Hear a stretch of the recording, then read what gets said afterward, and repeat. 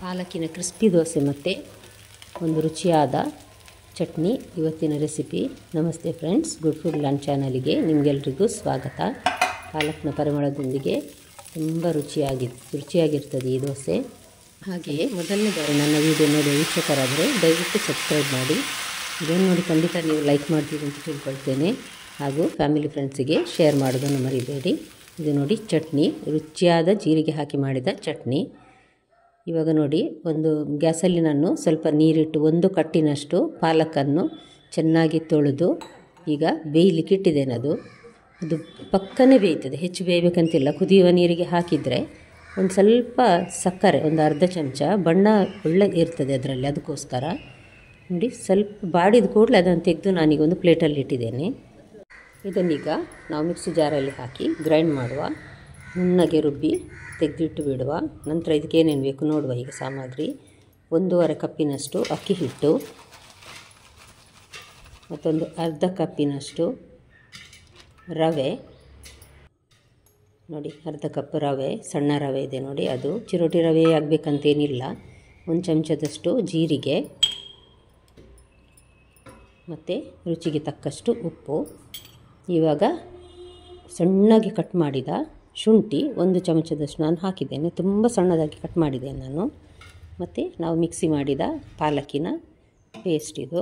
ಇದನ್ನೆಲ್ಲ ಹಾಕಿ ಸ್ವಲ್ಪ ನೀರು ಹಾಕುವ, ಸಾಧಾರಣ ಒಂದು ಲೋಟದಷ್ಟು ನೀರು ಹಾಕಿ ಇದನ್ನೊಮ್ಮೆ ಹೀಗೆ ನಾವು ಮಿಕ್ಸ್ ಮಾಡುವ. ತುಂಬ ನೀರು ಹಾಕಿ ಮೊದಲು ಮಿಕ್ಸ್ ಮಾಡಲಿಕ್ಕೆ ಆಗೋದಿಲ್ಲ, ಹಾಗಾಗಿ ಸ್ವಲ್ಪ ಸ್ವಲ್ಪವೇ ನೀರು ಹಾಕಿ ನಾವೀಗ ಇದನ್ನು ಮಿಕ್ಸ್ ಮಾಡಬೇಕು. ಇದರಲ್ಲಿ ಮಿಕ್ಸ್ ಮಾಡಿ ನೋಡಿ, ಇದು ದಪ್ಪಗಿದೆ ತುಂಬ. ಅದಕ್ಕೆ ಇನ್ನಷ್ಟು ನೀರು ಹಾಕ್ತೇನೆ ನಾನು. ಟೋಟಲ್ ಒಂದು 4-4.5 ಗ್ಲಾಸಿನಷ್ಟು ನೀರು ಇದಕ್ಕೆ ಬೇಕಾಗ್ತದೆ. ನೋಡಿ, ಚೆನ್ನಾಗಿ ಮಿಕ್ಸ್ ಮಾಡಿ ಇದನ್ನು ನಾವು ಸಾಧಾರಣ ಒಂದು 1/4 ಗಂಟೆ ಆದರೂ ಇದನ್ನು ಸ್ವಲ್ಪ ನೆನೆಯಲಿಕ್ಕೆ ಇಡಬೇಕು. ಇದಕ್ಕೆ ನಾವು ರವೆ ಹಾಕಿದ್ದೇವೆ ನೋಡಿ, ಹಾಗಾಗಿ ಬೇರೆ ಏನು ಸೋಡಾ ಹುಡಿ ಅಥವಾ ಇನ್ನೇನಾದರೂ ಹಾಕುವ ಅಗತ್ಯ ಇಲ್ಲ. ಈಗ ಚಟ್ನಿಗೆ ಏನೇನು ಬೇಕು ನೋಡುವ. ಒಂದು ಇಂಚಿನಷ್ಟು ಶುಂಠಿ, ಒಂದು 2-3 ಬೆಳ್ಳುಳ್ಳಿ, ದೊಡ್ಡ ಗಡ್ಡೆ ಆದರೆ 1 ಬೆಳ್ಳುಳ್ಳಿ ಸಾಕು, ಒಂದು ಅರ್ಧ ಚಮಚ ಜೀರಿಗೆ, ಖಾರಕ್ಕೆ ಬೇಕಾದಷ್ಟು ಕಾಯಿಮೆಣಸು, ಮತ್ತೊಂದು 1.5 ಕಪ್ಪಿನಷ್ಟು ತೆಂಗಿನ ತುರಿ ಹಾಕಿದ್ದೇನೆ ನಾನು ಫ್ರೆಶ್. ರುಚಿಗೆ ತಕ್ಕಷ್ಟು ಉಪ್ಪು ಹಾಕಿ ನುಣ್ಣಗೆ ರುಬ್ಬುವ ಇದನ್ನು.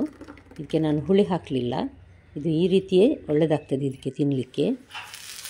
ತೆಂಗಿನ ಎಣ್ಣೆಯಲ್ಲಿ ಸಾಸಿವೆ ಮತ್ತು ಕೆಂಪು ಮೆಣಸು, ಕರಿಬೇವು ಹಾಕಿ ಒಂದು ಒಗ್ಗರಣೆ ಹಾಕಿದ್ದೇನೆ. ಈಗ ನೋಡಿ, ಇದು 1/4 ಗಂಟೆ ಆಗಿದೆ. ಇನ್ನಷ್ಟು ರವೆ ನೆಂದು ದಪ್ಪ ಆಗಿದೆ ಇದು. ಇದಕ್ಕೆ ನಾನೀಗ ಪುನಃ ಸಾಧಾರಣ 1 ಲೋಟದಷ್ಟು ನೀರು ಹಾಕ್ತೇನೆ. ಒಟ್ಟು ಒಂದು 4-4.5 ಲೋಟದಷ್ಟು ನೀರು ಬೇಕು. ಇದು ತುಂಬ ತೆಳು ಇರಬೇಕು, ಲಿಕ್ವಿಡ್ ಕನ್ಸಿಸ್ಟೆನ್ಸಿ ಇದರದ್ದು. ನೋಡಿ, ತೋರಿಸಿದ್ದೇನಲ್ಲ. ಇವಾಗ ಒಂದು ಕಾವಲಿಗೆ ನಾವು ಎಣ್ಣೆ ಹಚ್ಚುವ. ಯಾವುದೇ ಎಣ್ಣೆ ಆಗ್ತದೆ. ಮತ್ತು ಸಣ್ಣಗೆ ಕಟ್ ಮಾಡಿಟ್ಟ ಈರುಳ್ಳಿ ನೋಡಿ, ಇದನ್ನು ಸ್ವಲ್ಪ ನಾನು ಕಾವಲಿಗೆ ಹಾಕ್ತಾ ಇದ್ದೇನೆ. ಇವಾಗ ನೋಡಿ, ಈ ರೀತಿಯಾಗಿ ಈ ದೋಸೆಯನ್ನು ಹಾಕ್ಬೋದು. ನಾನು ಯಾವ ರೀತಿ ಹಾಕ್ತಾ ಇದ್ದೇನೆ ನೋಡಿ, ಅದೇ ರೀತಿ ಹಾಕಿದರೆ ಸುಲಭ ಆಗ್ತದೆ ಹಾಕಲಿಕ್ಕೆ. ತುಂಬ ತೆಳು ಇರ್ತದೆ ನೋಡಿ, ಹಾಗಾಗಿ ಕಾವಲಿಯಲ್ಲಿ ಹಾಕಿ ತಿರುಗಾಡಿಸ್ಲಿಕ್ಕೆ ಸಹ ಆಗೋದಿಲ್ಲ ಎಣ್ಣೆ ಎಲ್ಲ ಹಾಕಿದ್ರಿಂದಾಗಿ.